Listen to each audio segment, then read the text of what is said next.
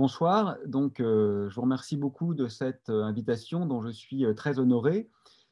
Pour être honnête, c'est mon premier pas intellectuel, si on peut dire, depuis un drame qui a touché ma famille il y a un peu plus d'un mois. Pardonnez-moi si je suis un peu éteint ou peut-être un peu plus incisif qu'à l'habitude. J'ai des circonstances atténuantes, si l'on peut dire. Donc, je suis quand même très heureux, voilà, de constater que les étudiantes et étudiants de l'école polytechnique s'intéressent à la question que nous allons évoquer ce soir. Bon, il est vrai qu'il faudrait être un peu fou pour ne pas s'en préoccuper, puisqu'il s'agit de ce que l'ONU, qui n'est pas très alarmiste, nomme une menace existentielle directe. Mais sans vouloir vous offenser, loin de là, je crois que ceux qui se pensent les plus sérieux ou les plus rationnels sont en réalité parfois précisément ceux-là même qui ratent les évidences les plus vitales et les plus incontestables concernant la question que nous allons évoquer.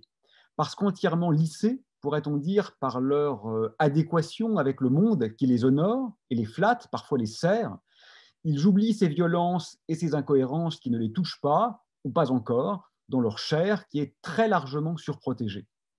Donc pour être honnête, je crois que le risque que vous ayez globalement un rôle assez drastiquement nuisible dans cette affaire de survie est en réalité très élevé. Vous êtes amené, si tant est que le monde tel que nous le connaissons tienne encore debout quelque temps, quand la question se posera, à exercer d'importantes responsabilités. Et je me demande s'il faut s'en réjouir, pour être honnête. Parce que globalement, vous êtes doué. Alors, vous avez réussi un concours difficile, il n'y a aucun doute sur cette question. Ça donne confiance, effectivement, en votre pouvoir d'analyse. Et je m'en réjouis. Mais je crois que vous êtes aussi, pour l'essentiel, les produits un peu archétypaux, reconnaissons-le, d'un système qui est façonné pour la reproduction à l'identique et qui est aujourd'hui devenu la pire menace pour la vie sur Terre. Alors on sait bien que les concours des grandes écoles, aussi difficiles soient-ils, recrutent avant tout sur la capacité à résoudre des problèmes similaires les uns aux autres, suivant une pensée essentiellement algorithmique, et jamais ou presque jamais sur la capacité à imaginer un ailleurs radical au microcosme de l'énoncé. Et même si, bien sûr, les exceptions sont heureusement légion, je me permets, sans offense, une fois de plus, de vous rappeler que vous êtes en grande majorité socialement issus de milieux qui jouissent très précisément des privilèges ahurissants qui participent au désastre qui nous menace. Et le pire, c'est que souvent, d'ailleurs, avec une sorte de naïveté sincère et presque ingénue, vous n'en êtes pas conscient. Et vous pensez que votre mérite est lui seul, que je ne nie pas, une fois de plus, est la seule cause de votre réussite apparente, qui est pourtant si immensément dévolue, on le sait bien, aux circonstances économico-culturelles incroyablement favorables qui ont rendu possible l'expression de vos talents et qui vous rendent d'ailleurs, je crois que c'est très important de l'avoir en tête, débiteurs vis-à-vis de la population. Vous êtes, pourrait-on dire, endettés vis-à-vis du peuple, compte tenu bien sûr du coût exorbitant de votre formation, quand tant d'autres universités subsistent aujourd'hui dans l'indigence. Et pour finir, je crois que vous êtes modelé, c'est normal, c'est votre choix intellectuel, je ne vous le reproche pas, par cette culture d'ingénieur qui vous laisse souvent penser que tout problème peut être résolu par une contorsion technologique ou une invention technique, alors que rien ne pourrait être plus faux face à la catastrophe dans laquelle nous nous trouvons. Et je vais tenter de vous le démontrer. Je suis donc très heureux, pour toutes ces raisons, de pouvoir vous parler ce soir, parce que j'ai de l'espoir en vous, mais j'ai aussi, comme je viens de l'expliquer, un certain nombre de craintes qu'il me semble sain et amical de mettre sur la table. Je crois, pour être un peu caricatural, qu'un chanteur de rue, par exemple, comprend mieux le problème qui est aujourd'hui le nôtre qu'un ingénieur inconsciemment agrippé à ses privilèges et convaincu de sa légitimité.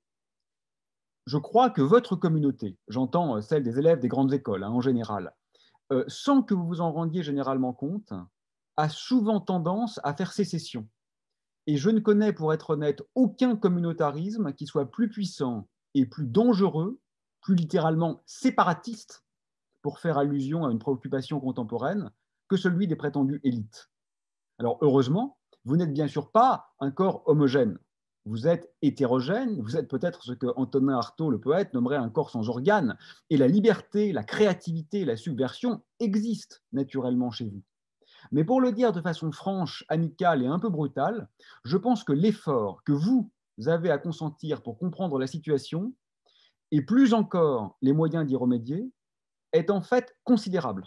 Parce qu'il faut essentiellement déconstruire en profondeur non seulement tout ce que vous avez appris, mais aussi toute l'architecture du système de valeurs qui rend votre existence, en tant que polytechnicien, je veux dire, possible. Alors, exception faite, bien sûr, quand même, de vos connaissances scientifiques qui, j'en conviens, demeurent bienvenues et utiles. Mais j'insiste, le problème est tout autre. Il n'est pas essentiellement scientifique, il est structurel et systémique, et donc sa résolution est en quelque sorte contraire à vos intérêts directs, quoique évidemment favorable à votre survie à long terme, ce qui est un peu plus intéressant et un peu plus important que vos intérêts directs. Mais encore faut-il en avoir conscience. Alors ceci étant dit en guise d'introduction, je crois qu'il est pertinent de commencer par un petit descriptif de l'état du monde. Bon, on le sait, mais peut-être pas si bien que ça, donc posons les jalons de ce qui est à l'œuvre de manière à réfléchir ensuite conjointement aux solutions possibles. Il y a quelques mois, un rapport de l'ONU mentionnait, je cite, que les hommes mènent une guerre contre la nature qui est insensée et suicidaire. Les conséquences sont déjà visibles au niveau des souffrances humaines, des effondrements économiques et de l'accélération de l'érosion de la vie sur Terre. Cette triple urgence menace, attention aux mots, notre viabilité en tant qu'espèce. Il est clair, conclut le rapport, que nous avons cassé cette planète. Bon, ce sont quand même des mots assez lourds, hein, on ne parle pas de quelque chose d'anecdotique. Alors, je vais donner quelques chiffres pour fixer le décor. D'abord, au niveau des non-humains. Je me répète souvent ce leitmotiv, je crois qu'il est bon de l'avoir en tête à tout instant. En quelques années, d'après les études dont nous disposons, qui sont lacunaires bien sûr, mais qui parlent au moins de ce qui a été étudié, on a perdu essentiellement les 2 tiers des insectes. En quelques décennies, on a perdu essentiellement les 2 tiers des mammifères sauvages. Et en quelques millénaires, on a perdu essentiellement les 2 tiers des arbres. Voilà, ça c'est fait. Donc il faut bien comprendre que nous ne sommes pas dans l'angoisse d'un avenir incertain et prédateur. Nous sommes déjà au cœur de la catastrophe, puisque manifestement, qu'on parle d'insectes, de mammifères ou d'arbres, plus de la majorité des populations a d'ores et déjà été éradiquée. C'est fait, c'est un bilan. 400 millions d'oiseaux ont disparu du ciel d'Europe, un peu plus d'1 milliard du ciel des États-Unis. En 40 ans, les grandes espèces d'eau douce ont décliné de 88% dans le monde. On estime aujourd'hui que seuls 20% des terres émergées ne sont pas drastiquement impactées par l'homme. Et en France, nous perdons typiquement entre 1 et 3 départements d'espaces vierges par décennie. L'océan de plastique, qui, vous le savez, fait environ 3 fois la taille de la France, est toujours en augmentation massique exponentielle. Les incendies dévastateurs ont augmenté de 83% en un an, en particulier dans les régions tropicales et subtropicales, et 80 000 km² de forêts disparaissent chaque année. Au rythme actuel, les forêts primaires auront intégralement disparu dans une décennie du Paraguay, du Laos et de la Guinée équatoriale, mais ça c'est une projection à vitesse constante qui est sous-estimée puisqu'en réalité la déforestation est en accélération. La calotte polaire du Groenland est définitivement perdue, ce qui veut dire que même si nous arrêtions aujourd'hui toute émission de CO2, on ne pourrait plus revenir en arrière. 98% des pesticides atteignent d'autres cibles que celles pour lesquelles ils ont été inventés. Et ce chiffre, qui peut-être résume tous les autres, les êtres humains représentent 0,01% des vivants et ont décimé 85% des mammifères terrestres. Donc nous sommes incontestablement dans la 6e extinction de masse que j'aimerais renommer la première extermination délibérée, parce que ce n'est pas quelque chose qui nous arrive de l'extérieur, c'est quelque chose dont nous sommes les auteurs et qui est évidemment et éminemment compris, réfléchi et prémédité. Alors, regardons maintenant du côté des humains, hein, après avoir vu les animaux et les végétaux. On estime qu'il y a, suivant les publications médicales, environ 800 000 morts par an en Europe dues à la pollution. En concaténant plusieurs études, j'ai estimé un chiffre extrêmement voisin, de l'ordre de 750 000 pour la même cause dans le bassin méditerranéen, vous voyez que là, on parle de choses sérieuses, hein. On ne parle pas de quelques morts qui font la une des journaux, qui sont évidemment très sérieux, je suis bien placé pour le savoir, mais je veux dire, là, on parle vraiment d'un crime de masse, voilà, qui ne fait pourtant pas la une des journaux. 17 pays sont déjà en situation de stress hydrique extrême, suivant les classifications internationales, et 27 sont en situation de stress hydrique élevé, dont certains en Europe. Le nombre de déplacés écologiques se compte en dizaines de millions, suivant des études indépendantes, convergentes et scientifiquement respectables. Et la pandémie, qui nous oblige aujourd'hui, hélas, à nous retrouver en visio, est vraisemblablement due, au moins tendanciellement, au franchissement de la barrière des espèces, qui est induite par la réduction drastique des espaces naturels et qui est favorisée par notre suralimentation carnée. Je n'en dis pas plus, parce que je pense que vous êtes bien au courant de l'état du monde, mais je crois que ces quelques chiffres montrent cette chose essentielle. Le problème aujourd'hui, ce n'est pas seulement ce qui va advenir, c'est ce qui s'est déjà passé et qui est une preuve, en quelque sorte incontestable, de ce que la catastrophe est autour de nous et pas seulement une crainte pour le futur. Parlons néanmoins un peu du futur, parce que nous sommes capables, en tant que scientifiques, de faire un certain nombre de projections, même si je ne suis pas du tout l'auteur des chiffres que je cite, puisque je suis bien loin ici de mon domaine de compétences, hein, c'est en tant que citoyen engagé que je m'exprime. Donc quelques chiffres importants, 1 million d'espèces sont menacées à court terme, la part de l'humanité soumise à des canicules potentiellement mortelles de plus de 20 jours, c'est-à-dire pas de l'inconfort, hein, mais une température qui est en mesure de nous détruire physiquement, s'élèvera à 74% de la population mondiale à la fin du siècle. Entre 200 et 700 millions de réfugiés climatiques sont attendus à l'horizon 2050, c'est-à-dire dans moins de 30 ans. Donc là, les chiffres comme ça, c'est cool parce que je fais confiance à votre pouvoir d'analyse, comme je l'expliquais tout à l'heure.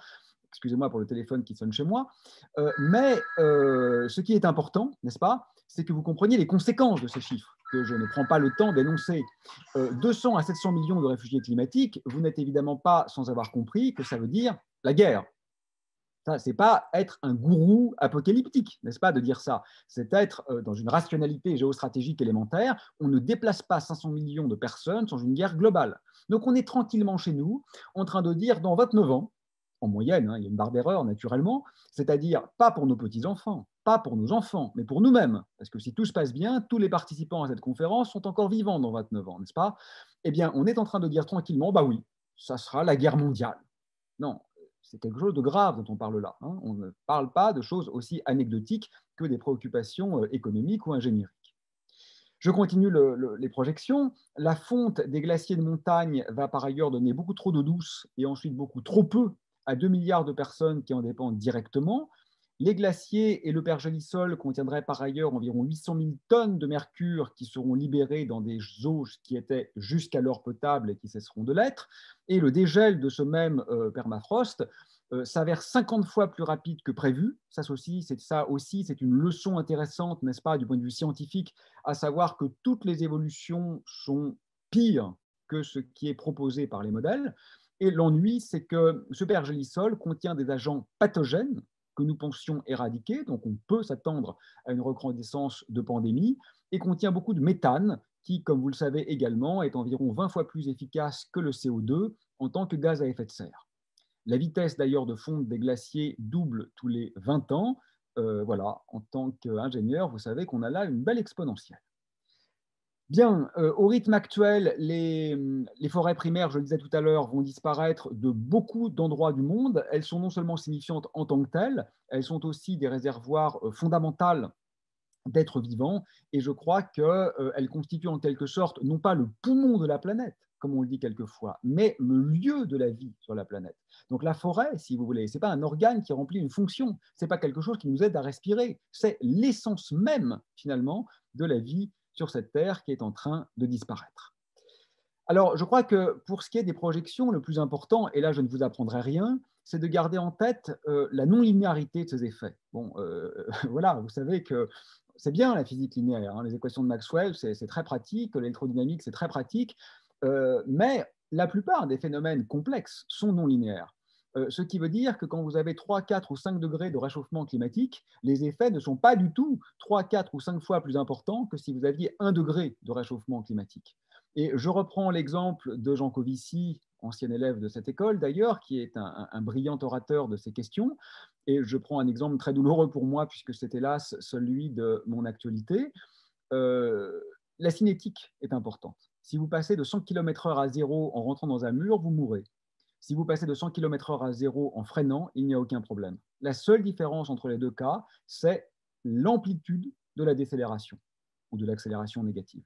Et donc, ce que je veux dire, c'est que le phénomène qui a lieu en ce moment, c'est-à-dire ce réchauffement climatique de plusieurs degrés, a évidemment déjà eu lieu dans le passé, mais à des vitesses qui n'avaient absolument rien à voir avec celles qui sont induites par l'origine anthropique. Et c'est face à cette cinétique que la vie est réellement dans un état de stress qui menace son équilibre. Pour le dire simplement, je crois que nous avons passé les seuils de relaxation. Le système est en train de casser. Voilà. Je n'ai pas besoin de vous faire à vous un dessin. Si j'appuie sur un arbre un petit peu, il revient à sa position d'équilibre. Si j'appuie pas mal, il revient encore à sa position d'équilibre. Et si j'appuie trop, il casse. Et une fois qu'il a cassé, même si je retire la contrainte, il ne revient plus à sa position d'équilibre. Et ce que nous montrent aujourd'hui les climatologues, les biologistes, les géologues et tous les spécialistes de ces phénomènes complexes, c'est que nous sommes en train de passer les seuils de relaxation. Ce qui veut dire que même quand on arrêtera la contrainte, on continuera dans l'emballement de ces rétroactions positives, c'est-à-dire de ces instabilités. Denis Meadows, vous savez, l'auteur du célèbre rapport du MIT de 1972, a récemment déclaré que de tous les scénarios qu'il avait envisagés, c'est manifestement celui de l'effondrement qui l'emporte. Voilà. Alors, une fois ce tour d'horizon mis sur la table, à la fois sur le présent et le futur probable, je crois qu'il est temps de réfléchir sur les causes. Pourquoi en sommes-nous arrivés là? Bon, je crois que la cause principale, si vous voulez, c'est notre incompréhension qui elle-même se fonde sur notre déni de réalité et notre non-désir de compréhension. Nous sommes, et permettez-moi une fois de plus de le dire avec amitié, mais je suis là pour vous secouer un peu, vous en particulier êtes pétris de certitudes qui sont tout à fait inopportunes face à un problème aussi profondément systémique. Et je vais vous donner un exemple de croyances naïves qui se retrouvent beaucoup chez les élites, chez les ingénieurs, chez les économistes. Par exemple, croire que le problème est purement ou essentiellement climatique. Oui, on lutte contre le dérèglement du climat. C'est faux. Le climat n'est qu'un problème parmi d'autres. Les problèmes principaux aujourd'hui qui sont à l'origine des morts qui constituent déjà une catastrophe, c'est la destruction des espaces naturels. C'est le fait que les vivants non humains n'ont plus de lieu pour vivre. Ça n'a rien à voir avec le réchauffement climatique. L'autre problème fondamental, c'est la pollution, qui n'a rien à voir avec le réchauffement climatique. Le vrai problème, si vous voulez, c'est qu'on prend la vie pour un moyen et non pour une fin. Nous n'avons pas euh, affaire à un problème d'ingénierie. Pour le dire de façon extrêmement claire, si nous n'émettions pas 1 gramme de CO2, nous serions quand même dans la 6e extinction massive. Donc si on prend le problème par le petit bout de la lorgnette, il faut diminuer les émissions de CO2 et continuer le reste comme à l'habitude, nous n'avons strictement rien résolu. Alors je vais lister ces croyances, disais-je, à mon sens irrecevables. Par exemple, croire en la réversibilité de la situation actuelle. Excusez-moi, mais je crois que les morts ne revivent pas. Les 2 tiers des vivants sont déjà morts. Comment voulez-vous que ce soit réversible? C'est vraiment une faute axiologique fondamentale. C'est un peu comme si je vous disais, je tue vos enfants, mais c'est pas grave, je vais en faire d'autres. Mais c'est pas le problème, ça ne résout pas la question, ça. Donc on a affaire aujourd'hui à l'extinction des vivants. C'est intrinsèquement irréversible, sauf à considérer que les vivants sont simplement une liste de chiffres. Mais c'est une pensée terrible, ça. Ça reviendrait à dire les atrocités de la Seconde Guerre mondiale n'ont aucune importance, puisque la population a recommencé à croître après.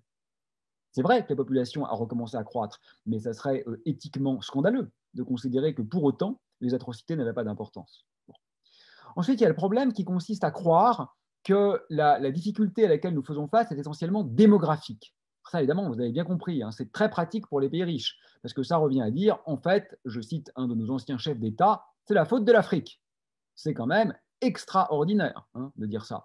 Vous savez que ce sont évidemment, sur des échelles de temps différentes, l'Europe et les États-Unis, c'est-à-dire l'Occident au sens large, qui sont bien évidemment à l'origine de cette catastrophe. Je vous donne un chiffre pour que vous compreniez que le problème n'est pas démographique. D'accord. Le rapport d'Oxfam d'il y a quelques mois, les 1% les plus riches émettent 2 fois plus de CO2 que les 50% les plus pauvres.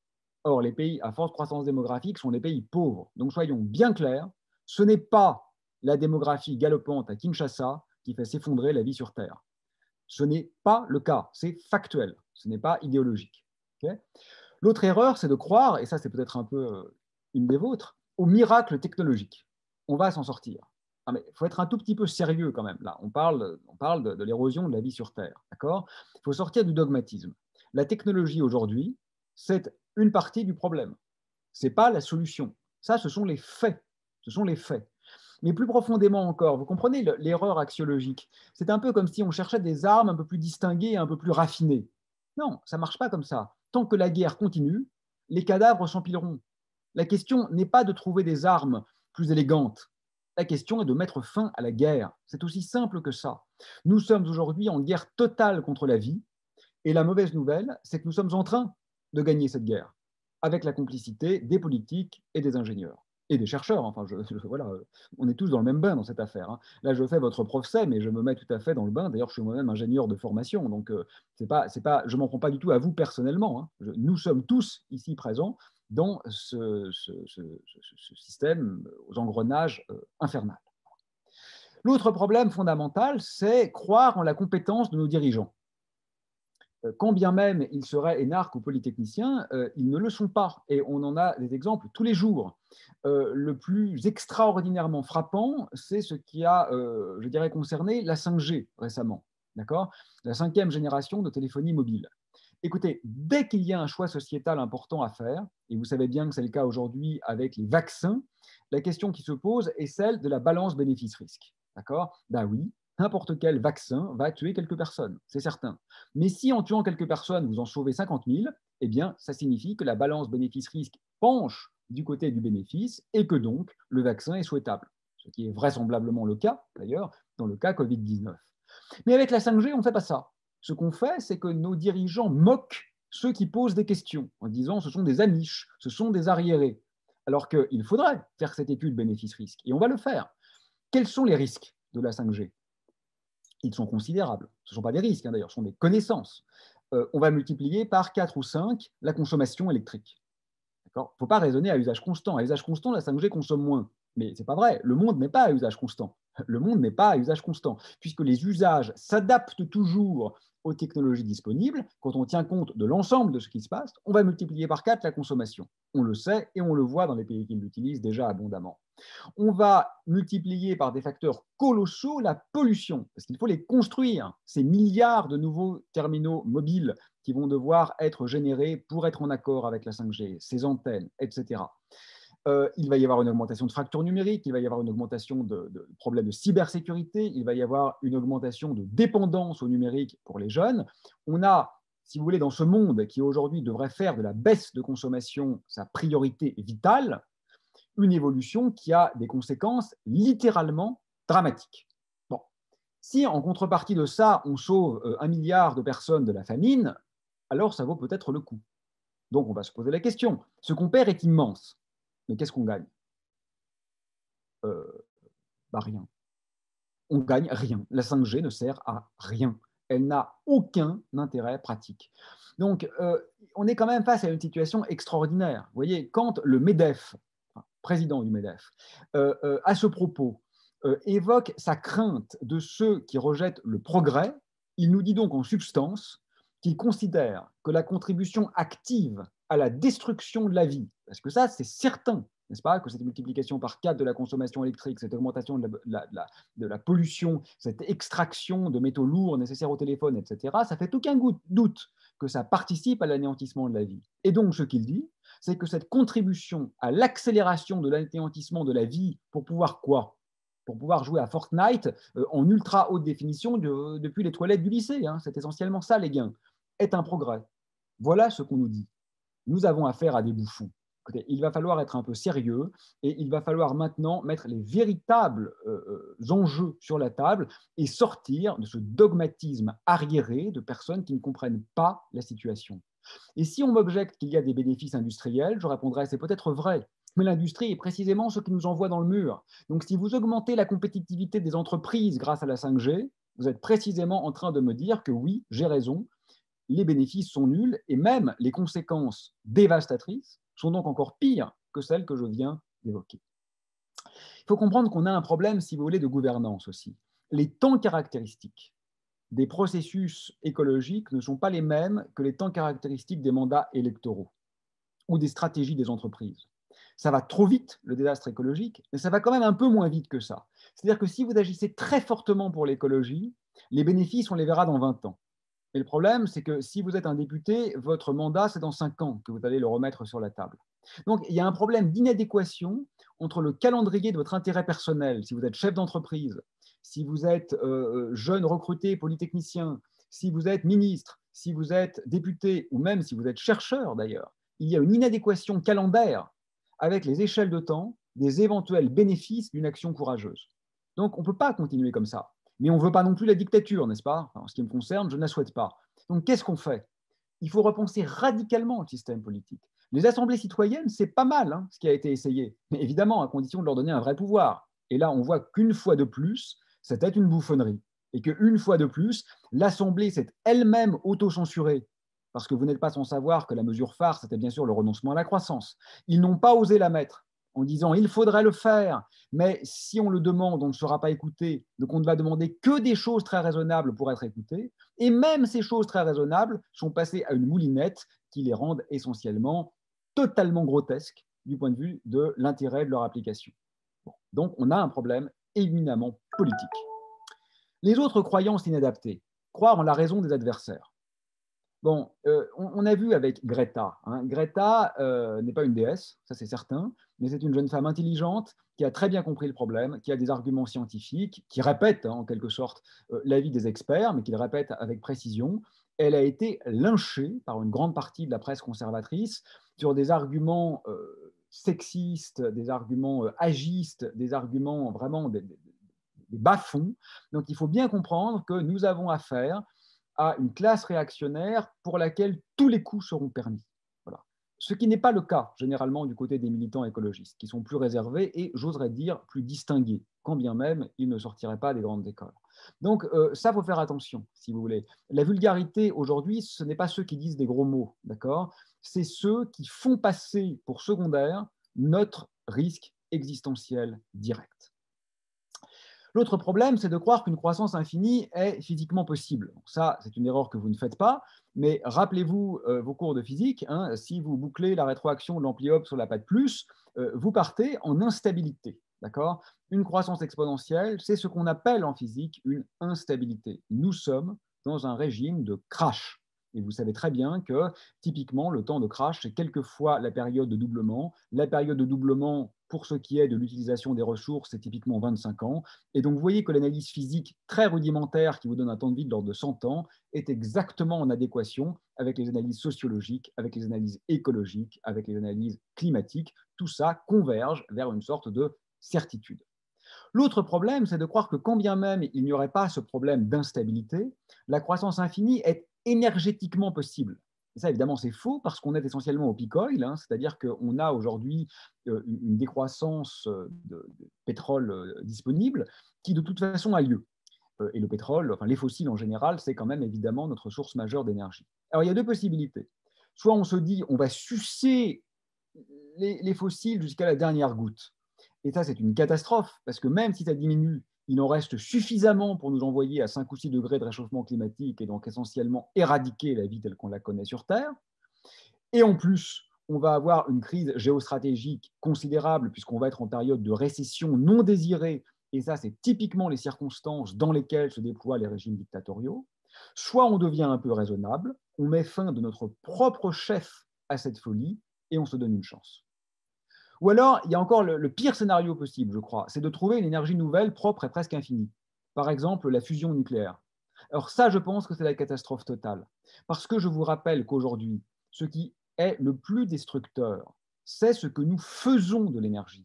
Ce n'est pas la pollution associée à la conversion de l'énergie. Ce que je dis là clairement, c'est qu'on est en train de transformer aujourd'hui la planète en un vaste parking de supermarchés, sans animaux, sans végétaux, sans grâce et sans avenir. Et que même si on le fait avec une énergie propre, eh ben, on a quand même un parking de supermarché à la fin. Et le fait qu'on n'ait pas émis de CO2 en ayant fait un parking de supermarché ne change pas le fait qu'à la fin, on a un parking de supermarché et non plus un espace viable. Et donc, la question n'est pas de trouver une énergie propre, ce n'est pas la question prioritaire. La question prioritaire, c'est à quoi va-t-on utiliser cette énergie? Et ce pourquoi on l'utilise aujourd'hui est tellement délétère que si nous avions une énergie bon marché, propre et quasi infinie, je pense que la situation empirerait.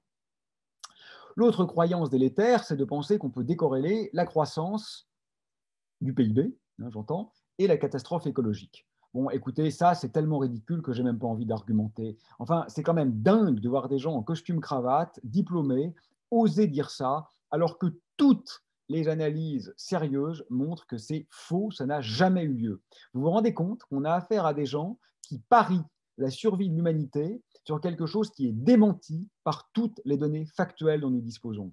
Je suis désolé, on ne peut pas remettre notre avenir aux mains de gens qui croient littéralement au Père Noël. L'autre croyance terrible, c'est de penser que les renouvelables, les énergies renouvelables vont tout résoudre. Et là, pour une fois, je parle un peu contre les écolos, pas contre les ingénieurs. Parce que les écolos ont tendance à croire souvent que si on passe aux éoliennes et aux photovoltaïques, eh ben, tout va bien. D'abord, c'est faux pour la raison que j'ai évoquée tout à l'heure. Encore faudrait-il qu'on ait une bonne utilisation de l'énergie. Et ensuite, ça ne marche pas parce que la puissance installée devrait être environ multipliée par 4 du fait qu'elles ne sont pas pilotables. Et même les STEP, hein, les stations de transfert d'énergie par pompage, vont nécessiter l'inondation de très vastes zones qui sont encore aujourd'hui rurales. Donc, les énergies renouvelables peuvent être localement bienvenues, mais ne sont pas aujourd'hui une solution transparente aux problèmes que nous traversons. Une autre croyance problématique, c'est celle qui consiste à tout faire reposer sur l'éthique individuelle, sur le petit geste, si vous voulez. C'est très bien les petits gestes. J'essaye d'en faire, vous aussi sans doute, parfait. Mais le problème est fondamentalement systémique. Et il est logiquement faux et praxéologiquement nul de croire que pour y remédier, il faut sauver le système et ne jouer que sur les latitudes qui sont offertes en son sein. Ça ne marche pas, ça. Ça ne peut pas marcher.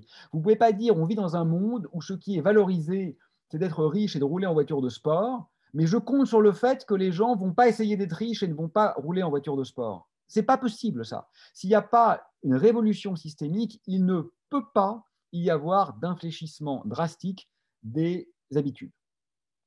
L'autre problème, c'est de croire que la hausse d'efficacité énergétique compensera la hausse d'usage. Parce que c'est vrai qu'il y a une hausse d'efficacité énergétique avec le temps. Un litre de pétrole, aujourd'hui, a un meilleur rendement, enfin, le rendement amélioré des moteurs de voiture permet de développer plus de kilowatts mécaniques avec un litre de pétrole aujourd'hui qu'il y a 30 ans. Ça, c'est vrai. Il y a une hausse de l'efficacité énergétique. Le problème, c'est que toutes les études sérieuses montrent que dans les faits, la hausse d'usage est toujours plus importante que la hausse d'efficacité énergétique. Donc se dire ça va changer maintenant, c'est une croyance au Père Noël. Ce que nous montre la factualité socio-économique, c'est que ça n'arrive pas, ça ne se passe pas comme ça. Une croyance problématique également, c'est celle qui consiste à supposer qu'externaliser la pollution baisse la pollution. Ah, formidable, l'Europe, effectivement, a des chiffres de pollution qui sont assez bons. Oui, merci, nous achetons à la Chine ce que nous consommons. Et les méchants Chinois, eux, ont une pollution très élevée. Bah oui, on a simplement délocalisé le lieu de la pollution. Ça n'a aucun sens dès lors qu'on réfléchit de façon globale. Problème suivant, croire par exemple que les gaz à effet de serre émis par les avions sont le maître problème du tourisme et qu'un hypothétique avion propre, qui bien sûr n'existera pas, résoudrait le problème. C'est faux. Là encore, c'est parce qu'on n'a pas réfléchi du tout. Le plus gros problème du tourisme, c'est le tourisme. Ce n'est pas l'émission de CO2 par les avions, c'est le fait que par notre présence, nous allons occuper durant les mois d'été les quelques rares espaces vierges qui demeurent et que par notre simple présence, nous les rendons inviables à leurs habitants. C'est l'habitude même du déplacement touristique qui pose problème, beaucoup plus que l'émission de CO2 des avions. Il ne faut pas non plus croire que tout est fact-checkable. Ça, la tendance zététique est un peu à la mode aujourd'hui. Elle est parfois bienvenue hein, pour expliquer que la Terre n'est pas plate.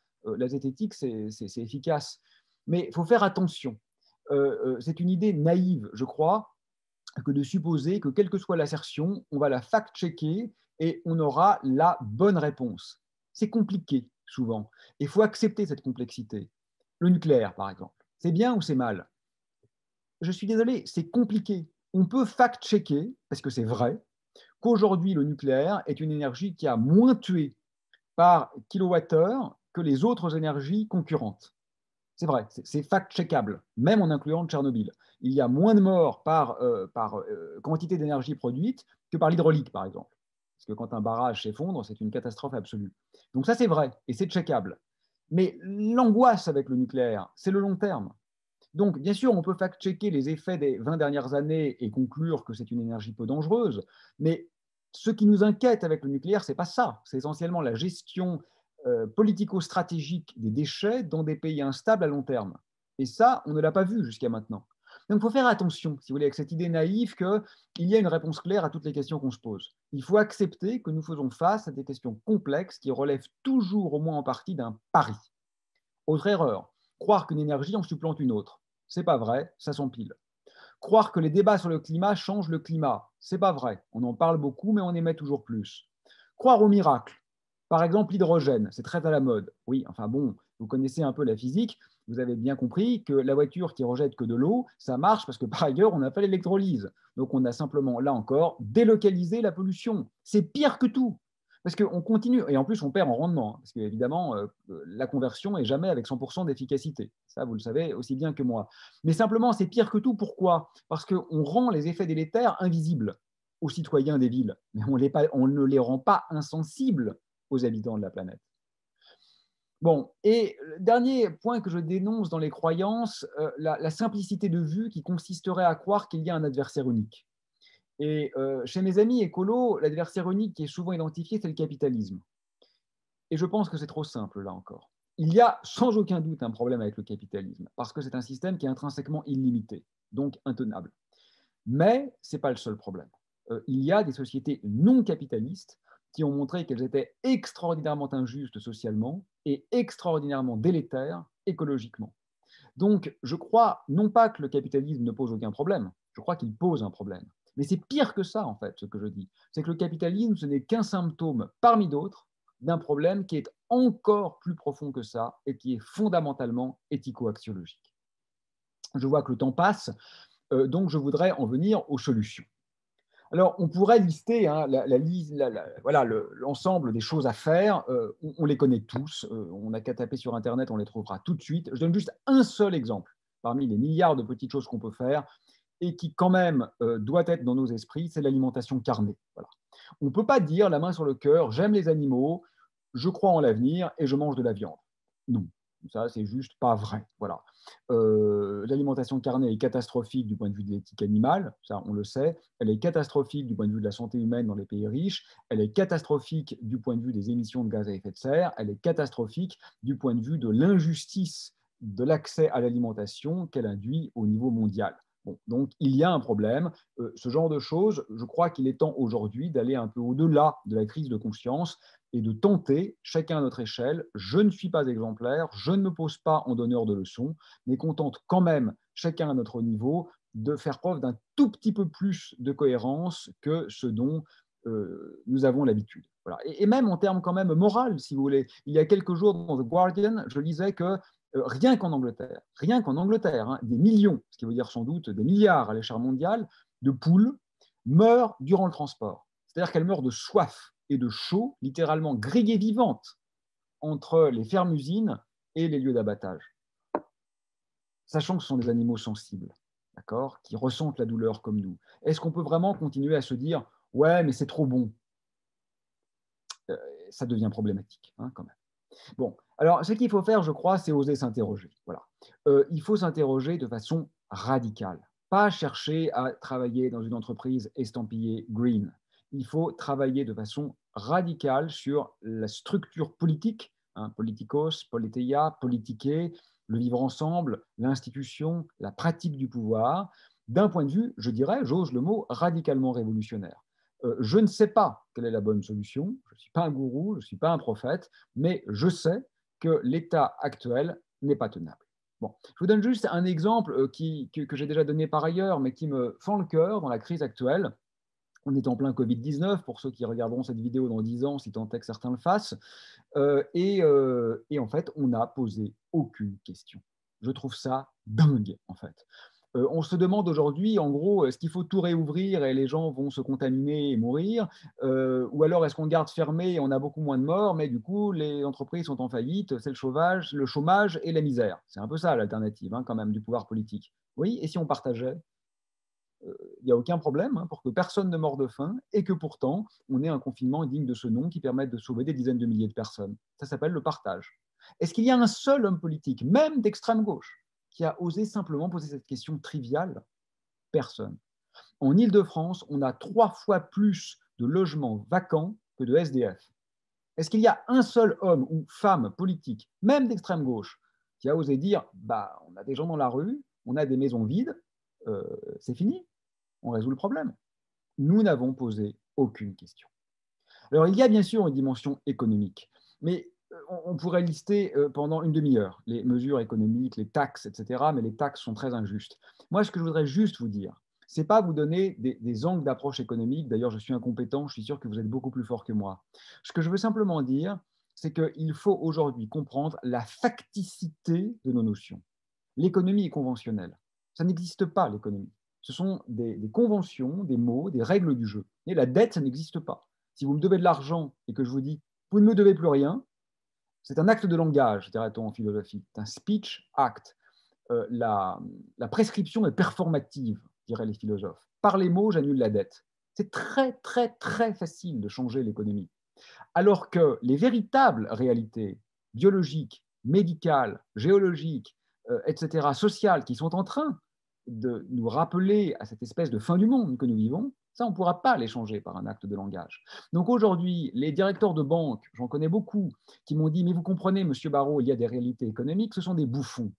Il n'y a que des conventions qui sont totalement négligeables dans leur difficulté d'infléchissement si on les compare aux véritables réalités auxquelles on va être confronté dans 20 ans quand on se dira nous avons été littéralement fous.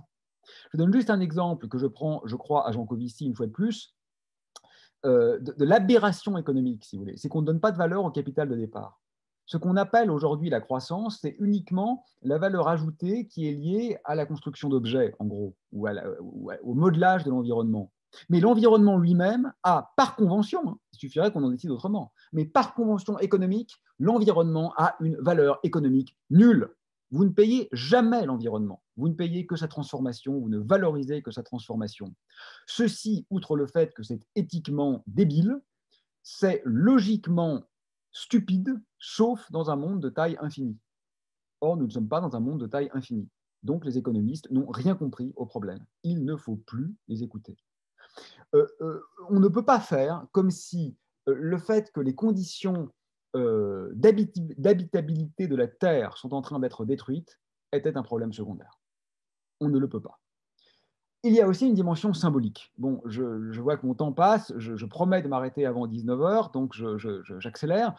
Ce que je veux dire dans la dimension symbolique, c'est que là, on n'a pas besoin de pouvoir politique. On n'a pas besoin de lutter contre les lobbies. On n'a pas besoin d'une révolution systémique. Il suffit simplement de se demander qu'est-ce qu'on trouve désirable. Voilà. Et franchement, aujourd'hui, rouler en 4x4 en centre-ville, c'est quand même pathétique, quoi. Je ne dis pas qu'il faut mettre en prison les gens qui le font, hein. Je ne dis pas ça. Mais je dis quand même, c'est un marqueur de délinquance. Voilà. C'est un marqueur de délinquance, certainement beaucoup plus grave que de piquer le portefeuille d'une vieille dame. Voilà, je vais me faire lyncher en disant ça, mais c'est ce que je pense. Là, on n'est pas simplement en train de voler un peu d'argent, ce que je n'encourage pas, hein, soyons bien d'accord. On est en train de dire explicitement, je vous emmerde, vous, vos enfants et la vie sur Terre, parce que mon petit plaisir superficiel d'occidental gâté est dominant. Voilà ce qu'on dit en roulant aujourd'hui en 4x4 en centre-ville. C'est un acte quand même de criminalité. Et il ne s'agit pas de culpabiliser les gens, il s'agit juste d'être rationnel. On n'a pas le droit de tuer son voisin, n'est-ce pas? On n'a pas le droit de violer quelqu'un dans la rue. On n'a pas le droit de torturer un gamin. Heureusement. Alors pourquoi a-t-on le droit de contribuer activement à l'anéantissement de la vie sur Terre? Voilà les questions à poser. Moi, je ne suis pas du tout favorable aux mesures liberticides. On est tous pareils. On aime tous la liberté. Oui, mais encore faut-il en mesurer les conséquences. Alors bien sûr, il y a aussi une dimension scientifique. J'ai fait exprès d'en parler peu, parce que c'est votre domaine, et donc vous n'avez pas besoin de moi. Mais je le redis, la question n'est pas prioritairement scientifique. On ne peut pas nier que la science a son mot à dire. Oui, la vie est en train de s'effondrer sur Terre, on peut scientifiquement le vérifier. Les méta-analyses le prouvent. Oui, le réchauffement climatique est réel et les climato-sceptiques sont des idiots. On peut scientifiquement le vérifier. Oui, les animaux souffrent et on peut scientifiquement le vérifier. Oui, les incendies s'emballent par des boucles de rétroaction et on peut le vérifier. Les conditions d'habitabilité sont en train de s'effondrer et on peut scientifiquement le vérifier. Ce n'est pas la nouvelle la plus importante du siècle, c'est la nouvelle la plus importante des millénaires dans lesquels nous nous trouvons. Et oui, la science nous permet de comprendre la dynamique des processus. Par exemple, qu'il n'y a pas d'épuration chimique du CO2, parce que les oxydes sont stables. Là encore, voyez les cours de Jean Covici. On ne peut reposer que sur des processus physiques, donc soit l'équilibrage des pressions partielles, c'est-à-dire la dissolution de l'océan, soit la photosynthèse. Donc, les temps d'amortissement sont élevés. Donc, quand dans 20 ans, on se rendra compte qu'on a été fou, on ne pourra plus rien faire. Pour tout ça, la science est utile. Et c'est très bien d'avoir des connaissances et des compréhensions scientifiques. Mais vous comprenez que la science ne peut pas fixer la direction. C'est-à-dire que ceux qui aujourd'hui vous disent je préfère mon 4x4, mon voyage à l'autre bout du monde pendant les vacances et tout commander sur Amazon parce que mon confort est dominant, ce ne sont pas des gens qui font une faute scientifique. Ce sont des gens qui ont un système éthique qui est dramatique. La science ne nous dit jamais où il faut aller. Elle nous permet de mieux comprendre les conséquences de certains de nos gestes. Ce n'est pas du tout la même chose. Je crois qu'il y a aussi une dimension poétique qui est très importante, parce que la poésie, c'est pas, si vous voulez, écrire quelques vers langoureux devant un beau ruisseau. La poésie, c'est la précision, c'est la compréhension du problème et la capacité de tout déconstruire, de tout remettre en cause, de travailler sur la grammaire, de travailler sur la syntaxe, de travailler sur l'architecture même du langage. Je suis fou de rage de voir qu'aujourd'hui, le mot croissance tout seul réfère à la croissance du PIB, c'est-à-dire en fait à la fin du monde. Ils nous ont volé les mots. Moi, je suis pour la croissance, moi. Pour la croissance de l'amour, la croissance de l'entraide, la croissance de la solidarité, la croissance de l'intelligence, la croissance de l'écriture de poèmes, je suis très pour. Mais nous nous sommes fait voler les mots par une bande de fous furieux, et je pense qu'il y a un travail poétique à faire sur cette question. Bon, comme je l'ai expliqué, la question fondamentale quand même, c'est celle des valeurs. Voilà. Moi, je crois qu'il faudrait renoncer un peu à cette obsession taxinomique qui est la nôtre, renoncer à classer, à ordonner, etc. Mais s'il faut le faire, alors faisons-le sur des bons critères. Ne considérons pas que les critères hiérarchiques usuels vont de soi. Est-ce qu'un bon scientifique s'évalue forcément au nombre de ses publications? Est-ce qu'un bon ingénieur s'évalue nécessairement à ses notes au concours d'entrée à l'école? Est-ce qu'une bonne entreprise s'évalue nécessairement à la croissance de son bénéfice? La question, si vous voulez, c'est aussi de travailler sur les indicateurs et pas seulement d'obtenir de meilleurs résultats avec des indicateurs qui ont partie liée avec un système nécrosé. Alors, il y a une question méthodologique. Il faut être sérieux sur ce point-là. Il y a deux points qui m'agacent particulièrement. C'est la liberté et la violence. La liberté, j'en ai un peu parlé tout à l'heure. On ne peut pas simplement dire moi je suis pour la liberté. La plupart des gens qui vous disent on ne peut pas toucher à la liberté, c'est non négociable. Beaucoup de gens disent ça, en particulier dans les élites. Mentent. Ils sont très contents que la liberté des voleurs qui veulent venir les détrousser soit en réalité interrompue par la police. Donc ils ne sont évidemment pas pour la liberté. Ils sont pour la liberté, modulo le fait que cette liberté n'ait pas des conséquences trop graves. Or, aujourd'hui, nous n'avons pas réellement commencé à mettre des freins à cette liberté suicidaire qui est la nôtre. Donc la question, pour être tout à fait claire, ce n'est pas de savoir si on est pour ou contre la liberté, on est tous pour. La question est de savoir comment on évalue de liberté antagoniste. Par exemple, il y a une liberté qui est la liberté de pouvoir changer son smartphone tous les 2 mois en l'achetant sur Amazon. Et d'autre part, il y a la liberté de pouvoir continuer à inhaler un air respirable et à sortir de chez soi en été sans être grillé par la canicule. Et il se trouve que dans le long terme, ces deux libertés sont incompatibles. Et donc la question n'est pas de savoir si on est pour la liberté, la question est de savoir laquelle nous importe le plus. Exactement comme pour la violence. C'est très facile de dire on est pour la non-violence. On est tous pour la non-violence. Je suis pour la non-violence, vous êtes pour la non-violence. Très bien. Mais ce n'est pas le problème. Le problème, là encore, c'est exactement comme pour la liberté. C'est que faire face à deux violences antagonistes. Oui, aller interdire l'accès à un centre commercial avec des chaînes, c'est illégal et sans doute un peu violent, et donc regrettable. Mais il se trouve que laisser perdurer les centres commerciaux, c'est légal, mais c'est ultra violent à l'échelle de la vie sur Terre, puisqu'on sait que c'est un des rouages d'un système qui est en train, puisque je vous le rappelle, c'est déjà fait, de détruire l'essentiel des êtres vivants. Donc, on peut être contre la violence, mais c'est inintéressant de le dire comme ça. Ce qu'il faut, c'est véritablement hiérarchiser les systèmes de violence.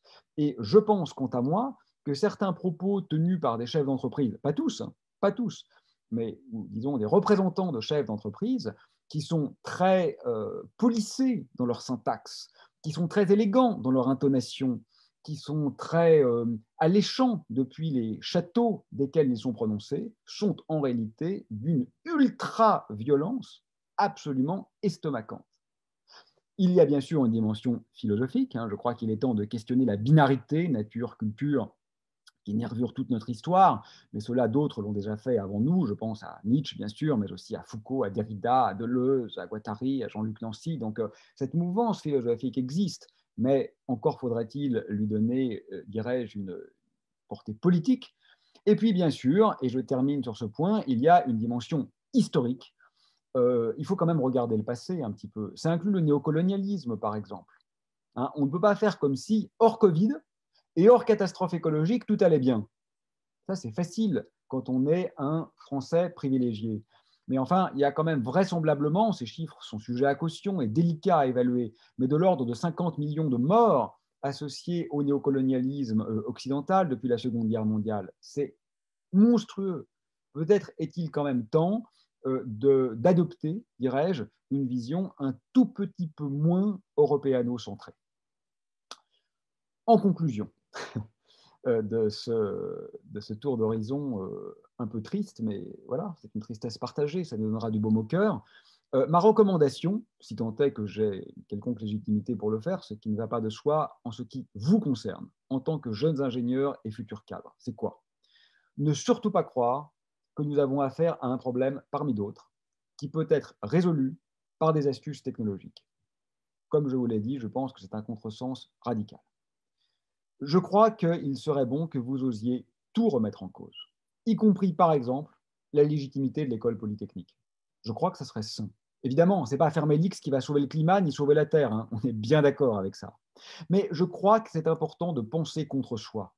Moi, en tant que professeur d'université, je suis très critique sur l'existence même du corps des professeurs d'université. Je crois qu'il ne devrait pas exister, pour des raisons que je n'ai pas le temps de développer ici, mais que je pourrais détailler plus tard. La pensée est toujours contre soi, sinon elle n'a aucun intérêt. Franchement, aller oser dire aujourd'hui que le problème, c'est la démographie en Afrique, quand on est un occidental qui pollue 100 fois plus qu'un Africain, c'est honteux. Plus profondément, c'est toute l'architecture de notre société qui doit être remise à plat. Nous considérons aujourd'hui, souvent de façon inconsciente, nos constructions comme étant, si vous voulez, inévitables, comme étant presque transcendantes, voire transcendantales d'ailleurs, au sens kantien. Alors qu'en réalité, elles sont un épiphénomène contingent à l'échelle de l'humanité, qui est elle-même un épiphénomène contingent à l'échelle de la Terre, qui est d'ailleurs elle-même un épiphénomène contingent à l'échelle du cosmos. C'est un peu comique, mais c'est aussi tragique, parce que les conséquences de cette folie sont quant à elles singulières à toutes les échelles de temps. Je ne sais pas si je suis clair, hein. Ce que je veux dire là, c'est qu'on ne peut pas faire comme si les choses ne pouvaient pas être autrement. J'en ai assez du bah oui, ça ne marche pas, mais c'est comme ça. Non, mais c'est comme ça parce qu'on le veut bien, parce qu'on le décide. C'est très facile à changer par rapport à ce à quoi nous ferons face. Et donc, en conclusion, je crois que la question n'est pas de trouver comment émettre moins de CO2 quand on poste nos photos de vacances sur Facebook. La question, c'est de repenser entièrement notre système de valeurs pour ne plus avoir envie de poster sur Facebook et de considérer que choisir le monde, le vrai monde, n'est-ce pas, plutôt que son ersatz Instagramisé est une perte de confort ou une régression, relève en fait d'une aliénation profonde. Le fait est que nos prétendues élites raisonnent souvent de façon très inquiétante. Et je crois qu'aujourd'hui, il est temps d'être sérieux, sérieux, c'est-à-dire de moquer cette idéologie mortifère et de regarder un peu la vie.